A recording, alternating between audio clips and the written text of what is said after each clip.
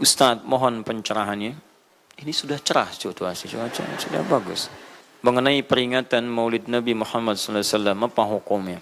Dan bagaimana kalau umat Islam memperingatinya? Terima kasih atas pencerahannya. Waalaikumsalam warahmatullahi wabarakatuh. Baik, saya ingin kita paham dulu akar persoalannya. Al-Quran, surah ke-61, ayat yang ke-6, paling kiri sebelah atas. Quran, surah kedua Al-Baqarah, ayat paling kiri sebelah atas. Kemudian Al-Quran, surah Yunus 10, ayat 57 sampai 58. Ditutup dengan At-Taubah di dua ayat terakhir. Sekarang saya ingin coba kita membiasakan dulu untuk menilai sesuatu dengan penilaian secara ilmiah yang bersumber pada dalil-dalil yang ada, tidak sekedar menganalogikan dan main tebak-tebakan. Itu nggak baik dalam menyimpulkan hukum. Ya. Bismillah. Sekarang secara akademis, secara ilmiah, membahas sesuatu oleh para ulama diposisikan dulu, dispesialisasikan dulu dalam bentuk ta'rif namanya, definisi. Jadi kalau Anda ingin membahas sesuatu, kita harus sepakat dengan definisinya dulu. Ya, disebut dengan ta'rif.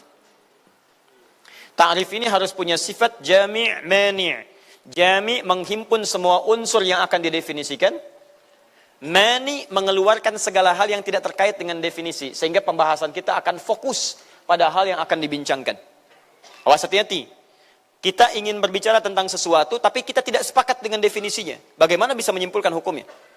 Dan kelemahan orang-orang sekarang, ketika berbicara hukum, dia tidak tahu apa yang dibincangkan. Nah, sekarang misal, kita akan bertanya tentang maulid. Apa hukumnya maulid? Kita harus sepakati dulu apa itu maulid. Awas, ini penting ini. Banyak masalah yang muncul sekarang, tapi tidak disepakati tentang ini. Banyak orang bahas tentang hukum musik. Hukum musik begini-begini. Begitu saya tanya apa itu musik, bingung dia jawab. Apa itu musik?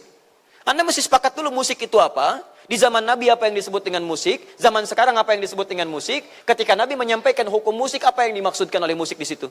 Kalau antum paham tentang definisinya, maka keluarkan turunan hukumnya. Maka lebih mengerti di situ. Nah sekarang maulid. Apa itu maulid? Ah, sekarang begini. Maulid atau maulud? Mana yang benar? Bukan Allahu a'lam, harus dicari kita. Mana maulid atau maulud? Antum sibuk menilai, ini maulid tidak benar. Oh, jadi yang benar maulud. Maulud juga tidak benar. Masya Allah. Apa maulid? Apa maulud? Baik, lihat. Kalau disebutkan maulid, itu waktu kelahiran. Waktu kelahiran. Awas hati-hati nih ya, hati-hati. Ada kemarin saya lihat tulisan begitu bersemangat. Masya Allah, panjang-panjang nulis, ternyata salah paham. Pahamnya salah. Ya. Maulid itu ulang tahun. Bukan. Bukan ulang tahun maulid itu. Bukan ulang tahun, bukan peringatan ulang tahun maulid itu. Ingat baik-baik. Kalau pakai peringatan itu pakai Id. Id, Idul Milad, ya, hari kelahiran, peringatan hari kelahiran, ulang tahun. Tapi kalau cuma maulid itu waktu kelahirannya.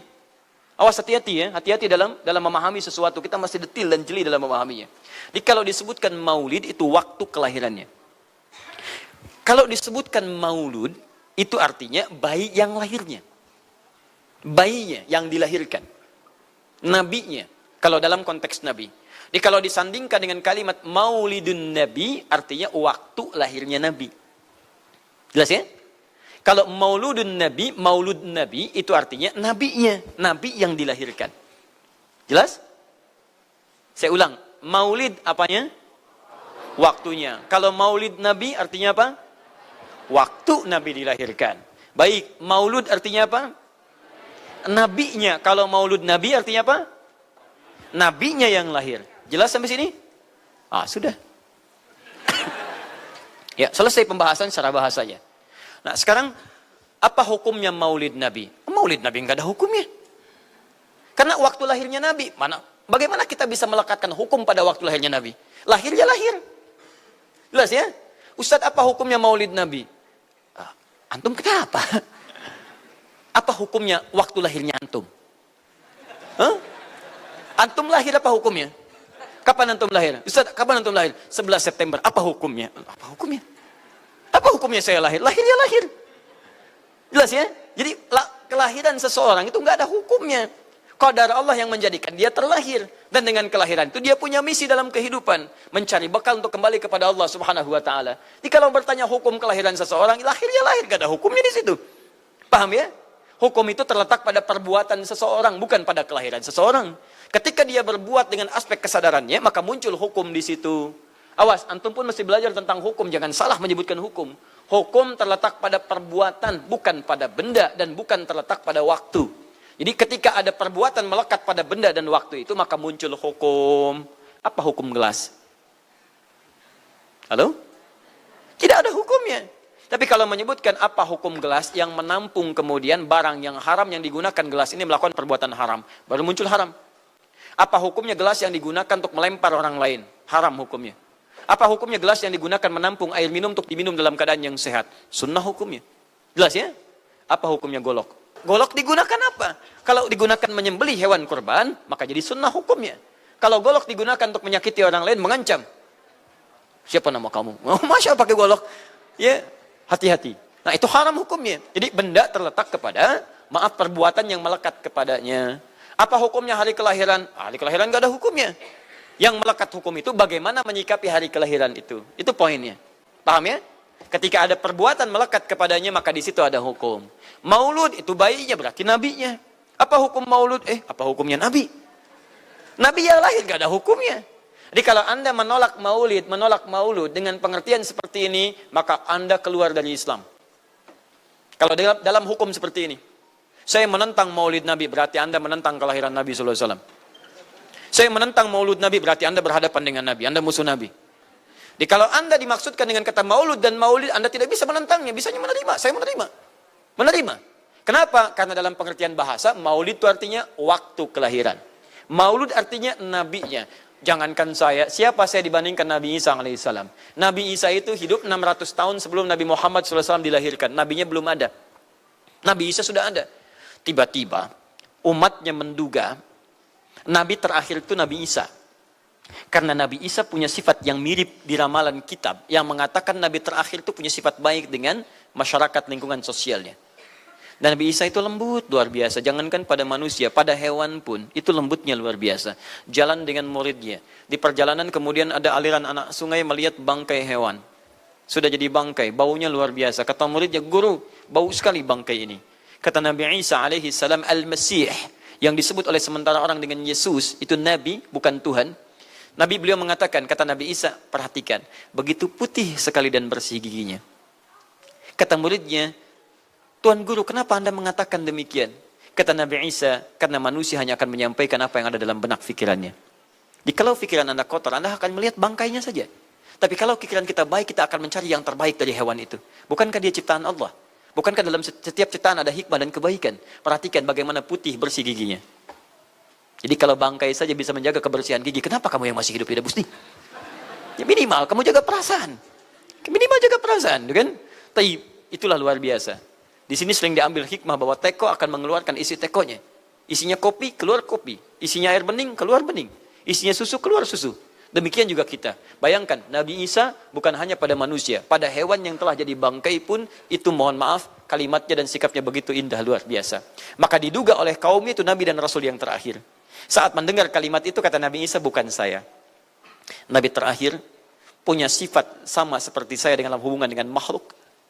Jadi bukan cuma dengan manusia, dengan hewan, jangan sakiti. Kalaupun menyembelih, jangan sakiti hewannya. Makanya Nabi ini akan memberikan isyarat-isyarat yang sangat indah. Masya Allah. Pada tumbuhan, dia jaga. Tapi Nabi yang terakhir ini punya keunggulan yang tidak bisa disaingi oleh Nabi-Nabi lainnya.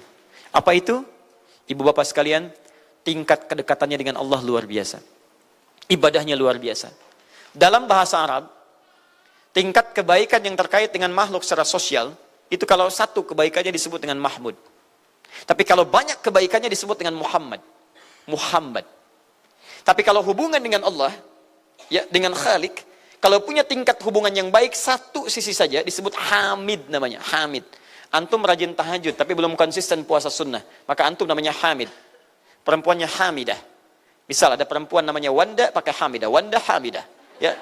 Itu artinya yang dekat dengan Allah. Jadi kalau ada yang namanya Wanda Hamidah, jauh dari Allah, ya, kemudian pendapatnya menyimpang dari ketentuan Allah, mesti diingatkan. Anda Hamidah, Anda dekat dengan Allah, maka tidak layak mengeluarkan statement yang tidak sesuai dengan hukum-hukum Allah Subhanahu wa taala. Ya, Hamid, awas, Hamid, nama Anda Hamid. Misal namanya Fahmi, Masya Allah. Hamid Fahmi Zarkashi, Masya Allah. Itu artinya hubungan dekat dengan Allah Subhanahu Wa Ta'ala. Perempuannya Hamid, laki-lakinya Hamid, perempuannya Hamidah, Masya Allah. Paham sampai sini? Kalau bentuk superlatif, banyak ibadahnya, tahajudnya, sedekahnya, puasanya, segalanya, maka Masya Allah berubah kalimatnya. Dari kata Hamid jadi Ahmad. Ahmad. Maka Nabi Isa tidak menyebutkan kalimat Muhammad, tapi menyebutkan kalimat Ahmad. Karena kalau disebutkan kalimat Muhammad, nilainya serupa dengan beliau. Punya nilai kebaikan yang sama. Nabi Isa baik pada hewan, Nabi Muhammad baik pada hewan. Kata Nabi, lihat, kalau Nabi Isa sudah jadi bangkai, Nabi Muhammad ketika hewan akan disembelih pun, disembelih, kata Nabi jangan sakiti dalam penyembelihannya. Tajamkan dulu pisaunya. Ketika menyembelih, jangan lakukan berkali-kali. Kata Nabi, tajamkan, begitu andu kemudian sembelih, seketika selesai. Cari urat yang membuat cepat darahnya keluar. Nabi itu.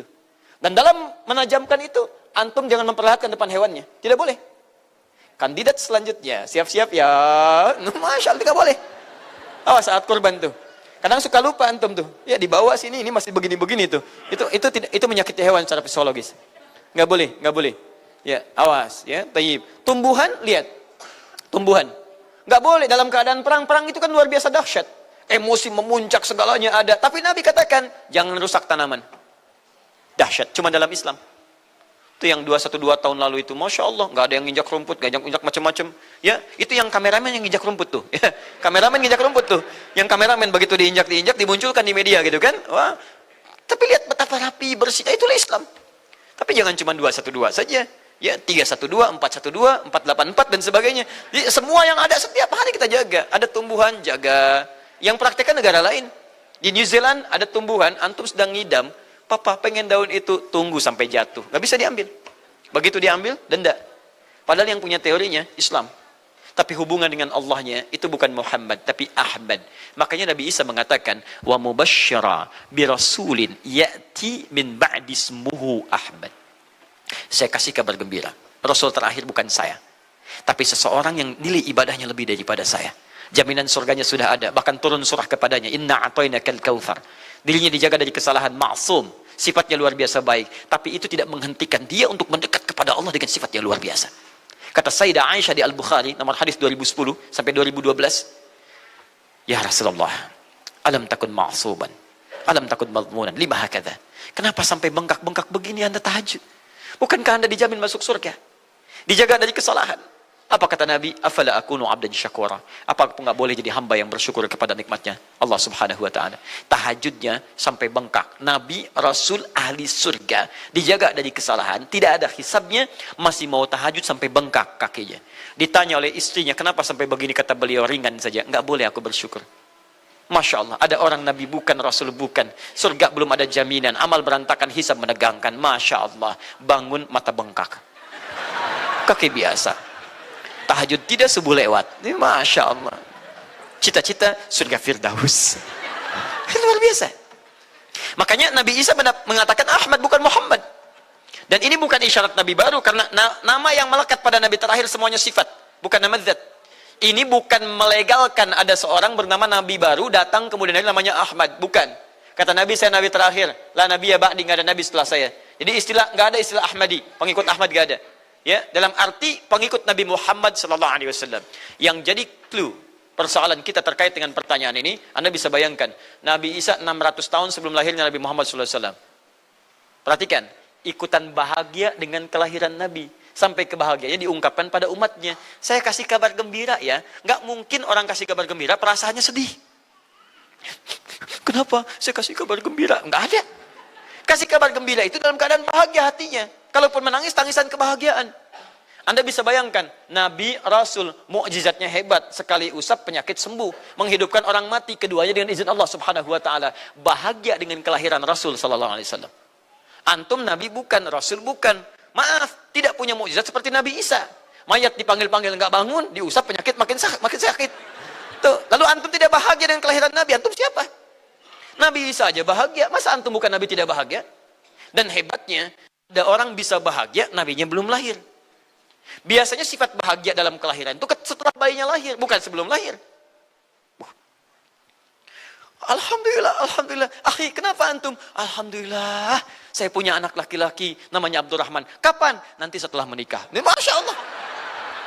Nikah aja belum, kenapa bisa memberikan kabar gembira? Antum kenapa? Itu lihat, akhi boy tiba-tiba seperti itu. Orang bingung. Akan bubar pengajian kalau ustaznya begitu.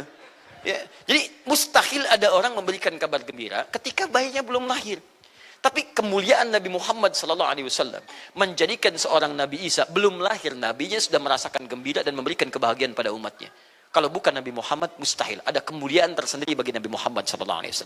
Setiap Rasul menantikannya. Nabi Isa menantikan. Masa antum tidak menantikan itu? Jadi kalau ada orang menolak maulid dalam arti waktu kelahirannya, maka dia telah ingkar pada Nabi Muhammad SAW. Maulud Nabi Ibrahim AS. Antum kenal Nabi Ibrahim? Oh, Masya Allah. Luar biasa.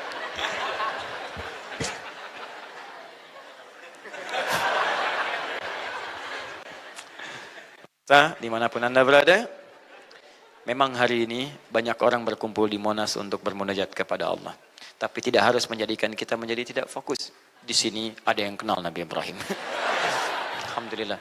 Nabi Ibrahim, Nabi Ismail alaihi wassalam, keduanya meninggikan bangunan Ka'bah. Setelah selesai bangunan Ka'bah ditinggikan, keduanya berdoa di samping Ka'bah. Apa doanya? Doa maulud. Lahirnya, bayinya. Nabi terakhir yang lahir di samping Ka'bah, yang ditinggikan oleh keduanya. Ya. Wa idh yarfa'u Ibrahimul qawa'ida minal baiti wa Ismail, ayat 127-nya. Setelah selesai meninggikan bangunan pondasi Ka'bah ini, keduanya berdoa di samping Ka'bah. Di antara doanya ayat 129-nya. Rabbana wab'ath fihim rasulan minhum yatlu 'alaihim ayatika wa yu'allimuhumul kitab wal hikmah wa yuzakkihim innaka antal azizul hakim. Ya Allah, mohon utus seorang rasul dari kalangan mereka di tempat ini yang lahir di sekitaran ini. Jadi ada rasul yang lahir di dekat sekitaran Ka'bah. Hasil penelitian tidak ada rasul satupun yang lahir di dekat Ka'bah kecuali Nabi Muhammad SAW. Ya, silahkan cek. Kami baru kembali dari sana dan sampai sekarang tempat dilahirkannya masih ada dan disamarkan dalam bentuk museum. Ya, di bawahnya ada perpustakaan Al-Maktabah Qadimah. Di kalau antum dari Zamzam di sini, ini As-Saffah. Ya, nyebrang sedikit ini Istana Raja, dalam jarak cuma 15 meter ke sini kurang lebih. Lurus ke sini, kemudian belok langsung ke sebelah kanan. Di sini ada jembatan ke atas, ke lantai yang ketiga, ya, naik ke sini. Kemudian di sini antum langsung belok ke pintu sini. Ini ada Babul Ajyad, bab yang ke pintu ke-25. Ini bab Ismail, pintu ke-26. Antum lurus saja ke sini, jangan belok sini, jangan belok sini. Di sini kemudian ada gate lurus King Abdul Aziz, yang pertama di sini. Ya, antum belok kanan sini, lurus sekitar 30 meter dari sini, sebelah kanan ada pos satpam. Di atas pos satpam ada kamera CCTV 1. Dari sini antum jalan sampai ujung, di ujung sini, dari sini ke sini ada 35 kipas di atas. Pas di ujung sini. Kemudian ambil lurus ke sini, di sini ada bab Ali, ini masih dibuka, babus salam ini ditutup, di sini sebelumnya babun Nabi.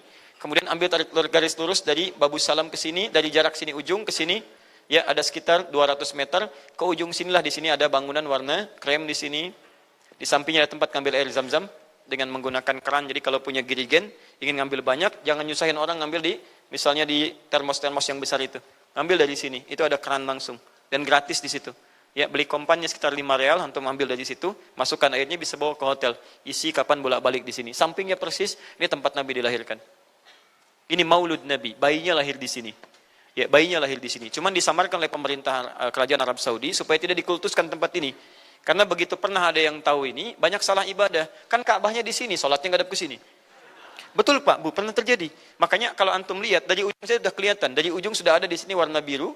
Ya, ada tulisan di situ, ada gambar dicoret. Ada gambar orang sedang rukuk ke situ. Ada sorban dan sebagainya. Ada tulisan di situ, jangan beribadah menghadap ke sini. Karena ini bukan kiblat, haram hukumnya.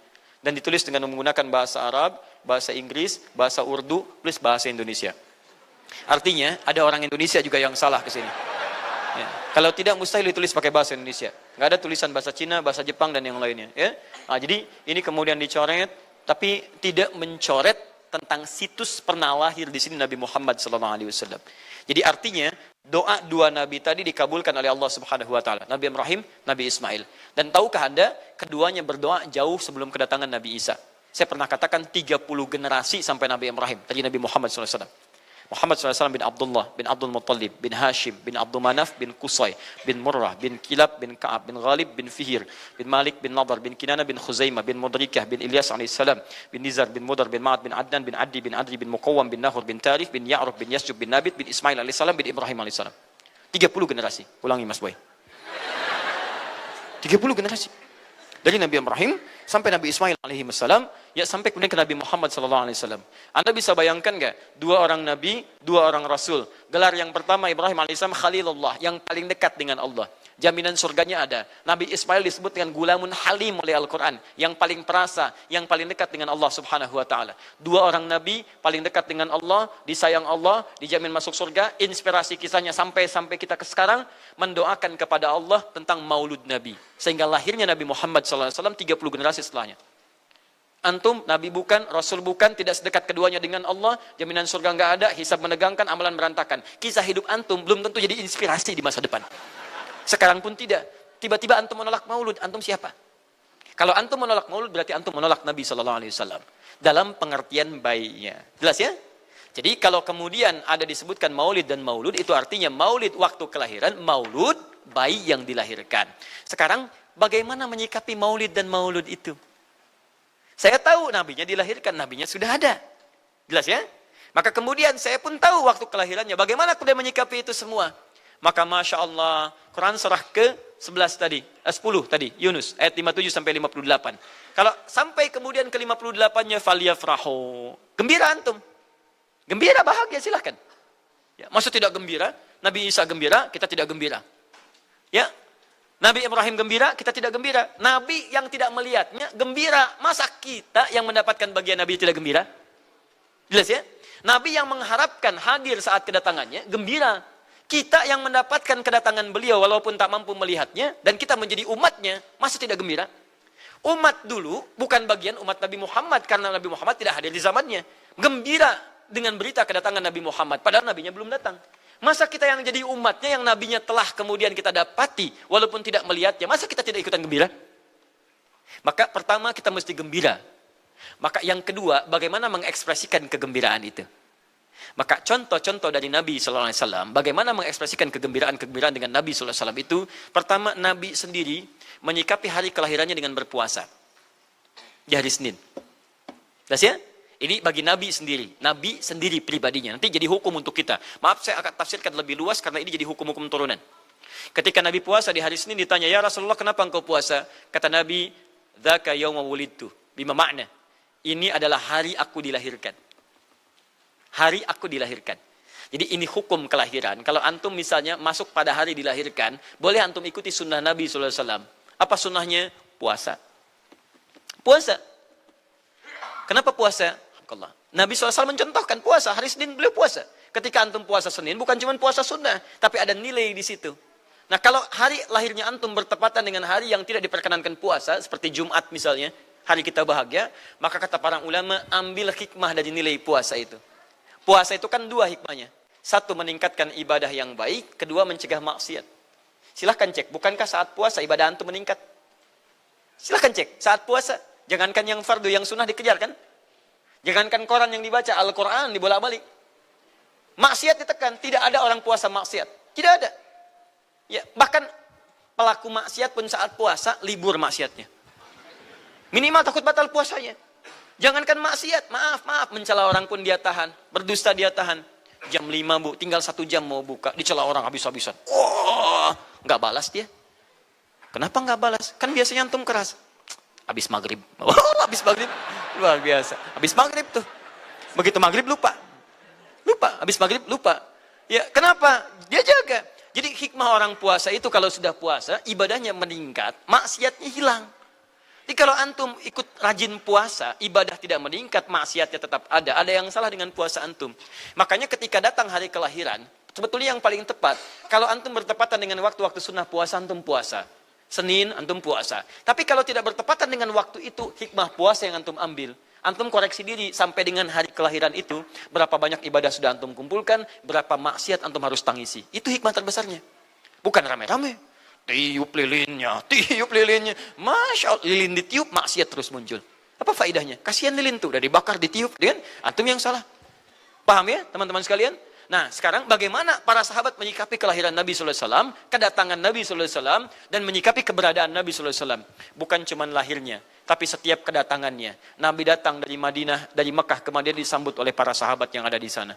Nabi datang dengan perang Tabuk, dari perang Tabuk disambut oleh para sahabat di sana. Tala al-badru alaina min thaniyatil wada'i, wajaba syukru alaina madhalillahi da'i. Masya Allah, disambut dengan madid. Bukti kesenangan mereka kepada Nabi SAW. Ada yang memuji Nabi SAW seperti Hasan bin Thabit, buat puisi-puisi memuji Nabi. Seperti Zuhair bin Abi Salma, tadinya musuh Nabi, begitu masuk Islam memuji Nabi SAW. Ada yang lagi kemudian menghormati Nabi dengan kedatangannya, dengan mengikuti Nabi kemanapun. Nabi mencontohkan, amalkan. Nabi mengajarkan, ikuti. Masya Allah. Begitu Nabi meninggal, diabadikanlah kemudian nilai-nilai penghormatan itu. Ada yang menulis sejarah tentang Nabi. Ada yang menulis pujian kepada Nabi dalam bentuk sholawat. Ada yang menulis tentang amalan-amalan Nabi. Ada yang menulis tentang pengajaran-pengajaran Nabi. Dikumpulkan dan sampailah itu kemudian kepada kita semuanya. Dan itulah cara terbaik menyikapi tentang maulud dan maulid. Apa cara terbaiknya? Keluarkan ayat-ayat Qur'annya. 1. Quran surah ke-33 ayat 21-nya. Laqad kana lakum fi Rasulillahi uswatun hasanah. Sungguh ada pada diri Nabi SAW suri teladan terbaik untuk kita. Maka jika antum misalnya hadir momentum kelahiran Nabi SAW, maaf, biasanya kalau ada momentum-momentum tertentu orang bersemangat untuk mengingatnya. Silahkan cek. Hari pahlawan, ingat para pahlawan. Hari pahlawan berakhir, tidak ingat lagi. Hari kemerdekaan, ingat sampai pinang dipanjat-panjat. Begitu dipanjat, kenapa panjat pinang? Masya Allah, menghormati pahlawan. Hari pahlawan sampai naik panjat pinang. Luar biasa. Ada yang tarik tambang, ya, menghadirkan energi para pahlawan. Antum bisa bayangkan, momentumnya ada. Begitu hilang itu semua, tiba-tiba hilang lagi kemudian ingatan kita. Artinya, selalu ada momentum untuk mengajak kita mengingat sesuatu. Begitu Ramadan, ingat lagi amalan. Hilang Ramadan, hilang lagi kemudian amalan. Nah, jadi apa yang terbaik dihadirkan? Ketika ada momentum itu, maka para ulama kemudian mencoba untuk menampilkan nilai-nilai tadi untuk mengembalikan kita pada tuntunan Nabi SAW. Maka ditulislah kemudian sirah-sirah Nabi. Disampaikan untuk mengenalkan Nabi Muhammad SAW. Mumpung mereka ingat. Disampaikanlah pengajaran-pengajaran tentang Nabi. Disampaikan ada pujian-pujian salawat kepada Nabi. Kalau yang dimaksudkan tentang nilai-nilai ini, maka dari dulu sudah ada. Sudah ada. Dan yang sudah ada ini tidak dibatasi dengan waktu. Bukan muncul Rabiul Awal saja. Rabiul Awal ke Safar, datang lagi itu. Safar sebelumnya Safar, Rabiul Awal, kemudian ke Rabiul Akhir, muncul itu. Ke Jumada, muncul itu. Jadi maulid itu tidak dibatasi dengan waktu. Setiap waktu itu maulid. Maulud tidak dibatasi dengan waktu. Setiap waktu itu maulud. Tapi kalau ada momentum bersamaan dengan waktu kelahirannya, kemudian kita hidupkan untuk mengenal kepada Nabi, dalam bentuk yang tadi disunahkan dalam Al-Quran dan Sunnah, itu tidak ada masalah. Yang ada masalah itu adalah ketika menghadirkan hal-hal yang bertentangan dengan Al-Quran dan Sunnah Nabi SAW. Misal, maaf, dulu orang sudah terbiasa mengkaji tentang Nabi, menyampaikan risalah Nabi. Kemudian diisi misalnya, maaf dengan hal-hal yang bertentangan dengan keadaan-keadaan Nabi. Misal, saya ingin mengajarkan tentang Nabi, tapi ketika mengajarkan tiba-tiba mengatakan, pada saat ini Nabi pun datang bergabung bersama kita. Itu yang tidak kita sepakati. Jelas ya? Misal yang kedua, antum nih, mohon maaf, kerja di instansi. Bertepatan dengan Maulid Nabi, kita adakan peringatan. Padahal antum cuma ingin mengeluarkan anggaran saja dari situ. Itu bid'ah. Bid'ah. Mengeluarkan anggaran, sekedar hanya ingin dapat anggaran untuk dalam momentum Maulid Nabi, itu yang bid'ah. Maulid bukan makan-makan. Jadi kalau antum mengadakan Maulid Nabi hanya sekedar untuk makan-makan, itu yang bid'ah. Tapi kalau antum ingin belajar menghadirkan momentum itu untuk mengisi ta'lim, sama aja dengan ta'lim kita sekarang. Apakah ada hadis Nabi mengatakan ta'lim khusus di hari Ahad jam 8 pagi sampai jam 10? Tidak ada. Jadi ta'lim kita bid'ah ini. Jadi kalau antum pahami setiap yang tidak ada contohnya itu bid'ah, Masya Allah, maka akan ada banyak bid'ah dalam kehidupan. Mushaf itu bid'ah, karena nggak ada contohnya zaman Nabi SAW. Antum dari ujung kepala sampai ujung kaki itu bid'ah, karena antum tidak ada di zaman Nabi SAW. Ya, jadi jangan langsung menilai bahwa setiap maulid itu bid'ah. Bukan. Kalau momentum itu ingin diisi dengan ta'lim, ingin memperkenalkan Nabi, ingin mengajarkan syariat-syariat Islam, maka itu tidak ada masalah. Itu mengamalkan petunjuk-petunjuk ayat, bukan mengkhususkan di waktu itu, bukan. Karena ta'lim itu dibuka di setiap waktu, tapi menjadikan waktu itu untuk momentum, karena setiap orang sedang ingat Nabi pada saat itu. Jelas ya? Kapan lagi kita mendapati orang ingat Nabi? Maka ajarkan itu dan pesankan pada saat itu. Teman-teman, jangan cuma pada waktu ini ya, setiap waktu kita amalkan ingatan kita kepada Nabi SAW. Makanya saya kalau diundang, Ustadz ada maulid Nabi, saya datang untuk ceramah, untuk menyampaikan pesan-pesan terkait dengan Nabi SAW. Adapun masalah ritual-ritual saya tidak ikutan. Makanya paham, begitu saya datang pas ceramah. Ceramah, saya berikan ceramahnya. Nabi begini, apa itu maulid? Allahu alam. Bukan Allahu alam, kan antum bikin spanduknya di sini. Apa itu maulud? Maulud. Bukan maulud. Maulud itu begini, maulid itu begini. Ketika kita terangkan, kita sampaikan, Masya Allah. Antum tahu apa yang terjadi? Mereka mulai sholat dengan baik, masjidnya mulai ramai. Besoknya tidak ada ramai-ramai lagi. Begitu ada maulid, ceramah lagi. Ternyata ceramahnya nggak sampai maulid lagi. Besoknya ceramah lagi. Ahadnya ada waktu taklim. Dan itulah cara terbaik untuk memberikan penjelasan kepada masyarakat untuk mencintai Rasulullah Sallallahu Alaihi Wasallam. Paham ya? Jangan seketika, oh ini maulid bid'ah. Masya Allah, antum tuh bid'ah dari kepala sampai kaki. Ya. Saya luar biasa kesal. Kadang ada orang bikin perbandingan begini. Maulid Nabi, maulid. Zaman Nabi tidak ada coret. Zaman sahabat tidak ada coret. Zaman tabi'in tidak ada coret. Zaman ini ada. Oh, lalu diserupakan yang ikut-ikut ke sini. Antum kalau mengamalkan hukum seperti ini fatal. Zakat pakai beras. Zaman Nabi coret. Zaman sahabat coret. Ya, zaman tabi'in coret. Zaman ulama coret. Zaman antum ada bid'ah antum. Cara menyimpulkan hukum bukan seperti ini. Lihat turunannya, lihat dalilnya, lihat pemahamannya, lihat turunan-turunan fikihnya. Ya, bagaimana bisa zakat pakai beras ini jadi? Padahal contoh nggak ada, dalil nggak spesifik. Ayo coba temukan, Nabi zakat pakai beras, temukan. Kalau antum menemukan, Masya Allah, saya bermohon kepada Allah supaya Allah mempercepat hajinya antum dan masuk surga tanpa hisab. Tiap hari saya doakan. Tidak cukup dengan amin, cari dulu. Cari di setiap hadis Nabi zakat pakai beras. Saya sampaikan pada antum, sampai kiamat kurang 2 hari, antum nggak akan temukan. Sehari lagi buat sadar, ngapain nyari? Ya. Karena Nabi tidak pernah bersentuhan dengan beras. Silakan cari di kitab hadis palsu pun, sepalsu-palsunya nggak akan ditemukan. Capek pemalsu hadis mengarang hadis palsu tentang itu. Nggak akan didengar, nggak akan dilihat. Kenapa? Karena tidak ada. Ya, kata Muawiyah, hadza irqun, itu makanan pokok. Nabi zakat pakai kurma, pakai gandum. Ya, lihat, karena itu makanan pokoknya. Makanya setiap makanan pokok yang digunakan, kata para ulama, mendekati kaidah usul fikihnya. Lihat, kaidah usul fikih diambil di sini. Setiap yang punya keserupaan dengan itu, sekalipun teksnya tidak jelas langsung menunjuk, itu ada isyarat, namanya qarinah namanya. Kalau ada isyarat menunjukkan kepada itu, maka boleh digunakan sebagai alternatif lain dari makanan pokok yang tidak didapati di masa kita dengan generasi yang berbeda. Tapi kalau makanannya sama di setiap generasi, dia zakatnya pakai itu. Makanya orang Arab sampai sekarang pakai kurma, ada yang pakai gandum. Kita makanan pokoknya bukan itu. Antum makanan pokoknya apa? Beras, Masya Allah, beras. Baik pemirsa, beras itu makanan pokok bagi hewan yang bertembolok ya. Ayam, bebek itu beras. Baik, makanan kita nasi.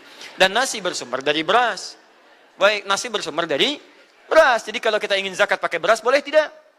Nah, lihat bagaimana cara pendekatannya. Dalil belum ditemukan aslinya. Seperti maulid tadi, menyikapi dengan taklim macam-macam, nggak ada nas aslinya. Tapi korinahnya ditemukan, sama-sama makanan pokok, sama-sama taklim, sama-sama meminta untuk ikut ajaran, sama-sama mereka ingat tentang Nabi SAW. Maka semua hukum itu kita terapkan, jadilah hukum terapan dalam kehidupan kita. Paham? Dan itu tidak disebut dengan bid'ah. Jelas ya? Bid'ah.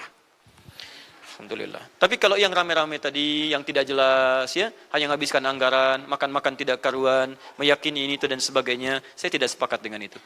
Saya tidak sepakat. Allah Ta'ala alam bisawab.